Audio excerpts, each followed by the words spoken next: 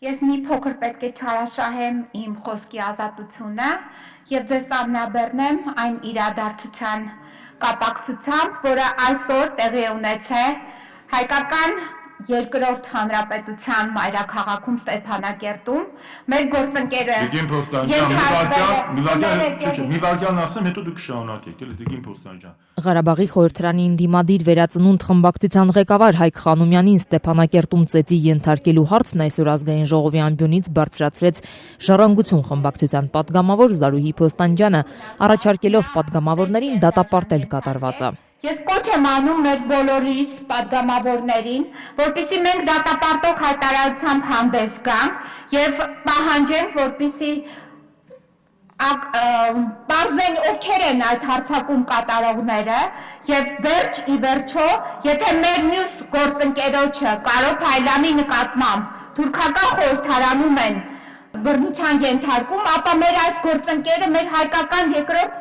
հանրապետության մայրաքաղաքում է բռնության ենթարկվել։ Ստեփանակերտը պետք է լինի ժողովրդավարության կղզակ, այլ ոչ թե բռնության կղզակ։ Ազգային ժողովի փոխխոսնակ Իշխող հանրապետական կուսակցության մամուլի խոսնակ Էդուարդ Շարմազանովը թեև չանջատեց Փոստանջյանի խոսափողը, սակայն հորդորեց խոսել օրակարգի շուրջ, ապա նաև հակադարձեց Ղարաբաղն անկախ պետությունը իր իրավապահ համակարգով եւ քաղաքական գործիչներով, այստեղից կոչեր հնչեցնելու կարիք չկա։ Մենք ով ենք, որ մենք ստեղից Լեռնային Ղարաբաղի Հանրապետության դասեր տանք։ Լեռնային Ղարաբաղ ունի ընտրված նախագահ, ընտրված պարլամենտ, ընտրված իշխանություն եւ իրավապահ համակարգ, որը կորոշի։ Հանրապետական խմբակցության ղեկավար Վահրամ Բաղդասարյանն ասաց, բոլոր մանրամասներին դեռ չի տիրապետում գնահատականներ տալու համար, սակայն բացառեց, որ ծեծի հետևում կարող են կանգնած լինել Ղարաբաղի իշխանությունները։ Կարող է լինել սադրանքներ, ես չեմ կարծում, որ ամենայն դեպս Ղարաբաղի իշխանության կողմից նման նախաձեռնություն լինի, դա նույնիսկ ծիծաղելի եմ համարում, ես չեմ հավատում դրան։ Պարզապես մենք պատգամարմինները հետաքննություն կկատարեն եւ մենք էլ կհետաքրքրվենք իսկությունը կճշտենք։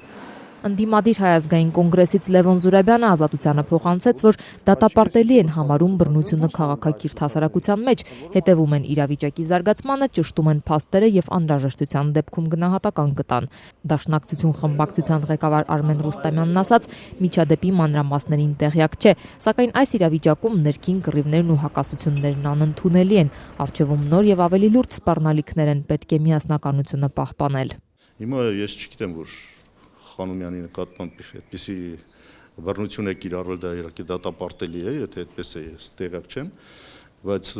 բնական է, որ շփտի թույլ տալ, որ ընդհանրապես գործընթացները քաղաքական դաշտից դուրս գան, տեղափոխվեն ռազմորկաների, այլ անընդունելի հարաբերությունների դաշտ։ Մենք այսօր պետք է միասնականությունը մեր պահպանենք նախ եւ առաջ, հասկանալով, որ մենք ունենք ընդհանուր թշնամի եւ մենք մեր մեջ մեր էներգիան պետք չի վատնենք։ Ինչ վերաբերում է Սամվել Բաբայանի Ղարաբաղ վերադարձին եւ Ղարաբաղի պաշտպանության նախարարի պաշտոնում նրա նշանակման պահանջին, ապա Ռուստամյանն ասաց, Բաբայանը կարող է օգտակար լինել Ղարաբաղի պաշտպանությանը անկախ պաշտոնից։ Գիտեք, ինչ որ պաշտոն ստանալու առումով դա պիտի լուծեն համապատասխան անձիկ, ով դրա իրավասություն ունի, դա Լեռնային Ղարաբաղի Հանրապետության նախագահն է, պաշտպանության նախարարը, նրանք են լուծում այս հարցերը, բայց ես տեսնում եմ Սամվել Բաբայանի կարևորությունը, նրա ունեցած փորձը օգտագործելու անհրաժեշտություն։ Այս ամենը տեսնում եմ, ինչ ձևով դա կլինի,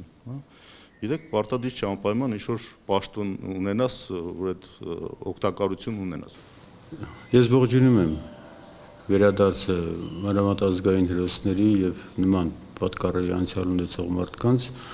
եւ պաշտոնով չէ, որ մարդիկ պետք է իրենց պարտքը կատարեն հայրենիքի նկատմամբ։ Ինձ թվում է, որ ցանկացած իրավիճակում յուրաքանչյուր մարդ, եթե նա վերաբերում է ուժ եւ ունի փորձ, այդ փորձը նա կարող է օգտագործել իր երկրի պաշտպանության համար։